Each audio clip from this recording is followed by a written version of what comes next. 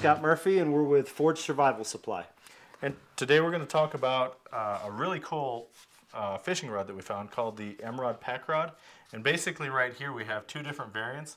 We have a spin version and a casting version. And we also have one assembled and one not assembled, just to kind of show you how easily these things pack up, how small they get. You're talking maybe 12 to 14 inches pack space. Disassembled, 14 inches is the length. Assembled, 23 inches is the final length. Okay, and basically all it is you push in and you give it a turn, and there you are. And you're now assembled. It's a little quarter turn. You assemble the reel the same way you would on any other fishing pole. Yep. And you're now set up. So there's two slight differences. On the spin casting rod, it's got a cork grip handle, and on the casting rod, it's got a rubberized handle. Yep. You can see that when this is strung up, the line does not go through the actual coil system. Mm-hmm. And when you string this one up, you actually go through the coil system. So just a slightly different design based on what you like better. If you like the original cast style, this is the rod for you. If you're more of a spin fisherman, definitely go with a spin reel. Now both of these come with Zebco reels, 10-pound test line, and they're ready to go. They're great for a bug out situation, emergency situation, or just even for a day hike. This is small enough that it'll even fit into a fanny pack. So we'll see you guys. We'll see you guys out on the lake, and come check us out.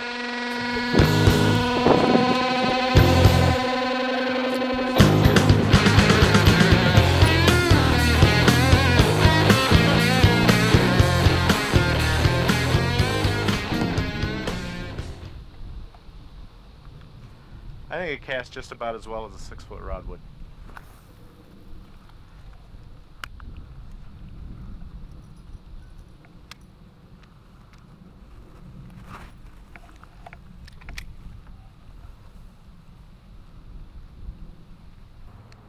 And basically all I've got on this right now is a bobber and a salmon egg, so really not much weight at all.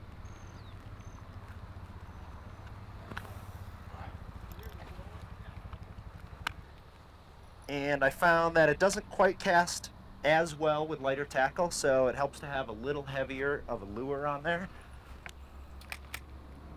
But it really casts out 40, 50 feet, no problem whatsoever.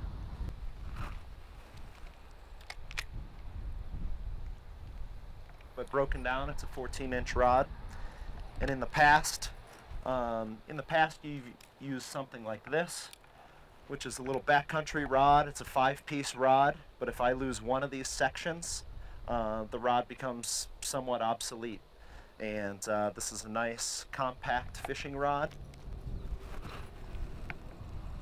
Okay, so we just got back from the lake. We were casting. Jimmy, what'd you think? You know, I was actually really surprised at how easy it casts. I think this casts as well as a full-size rod with a quarter of the space. I love it. I thought it was great. Unfortunately, we didn't catch fish, but that's why they call it fishing. So, you know, one thing I did notice is I used a heavier silver spoon. It was really easy to cast. I could cast out 70, 80 feet, no problem, even further. I did notice that occasionally it'll get wrapped up in this coil, but it still didn't inhibit any casting. It just looped around one loop, and I was able to untangle it, no problem. Yeah, and definitely for a bug-out situation, I don't want to be carrying a full-size rod. And the one thing I also like about this, and I think you mentioned it a little bit before, was that, you know, this is made of steel. It's not going to break. I know there's telescoping rods out there, but those are made of fiberglass or graphite, and they're definitely not as durable as this is. Thanks for watching. Subscribe to our videos, and hope to see you again. Let's go fishing.